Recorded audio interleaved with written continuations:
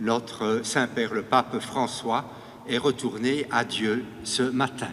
C'est sur ces mots qu'a débuté la messe habituelle d'11h30 ce matin à l'église Saint-Jean-Berckmans à Etterbeek. J'ai appris, comme beaucoup, il y a seulement 1h30, le décès du pape. Donc, bien sûr, c'était une émotion, mais j'étais heureux dans la foulée de pouvoir célébrer la messe, que lui-même a célébré tellement souvent, pour le présenter au Seigneur, qu'il entre dans sa vie. Devant l'autel, une photo du pape François, regard tourné vers les fidèles.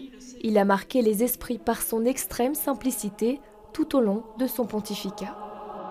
C'était un pape très simple, qui ne se prenait pas au sérieux et qui vivait aussi très simplement, très pauvrement. Donc pour moi, c'est vraiment, ça a été quelqu'un de très important. Il a connu toutes sortes de difficultés là-bas en Argentine.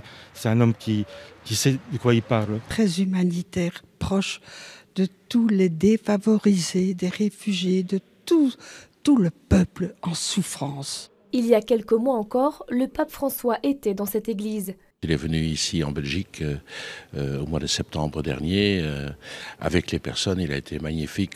Malgré sa santé fragile, il était aussi connu pour ses nombreux voyages bien au-delà du continent européen. La plupart des pays qu'il a visités sont des pays, en fait, pas nécessairement à majorité catholique. Et c'est très intéressant de voir ça. Ce n'est pas uniquement les lieux, entre guillemets, faciles, où de toute façon il serait applaudi par des masses, mais aussi des lieux qui ont une histoire difficile ou bien une actualité difficile.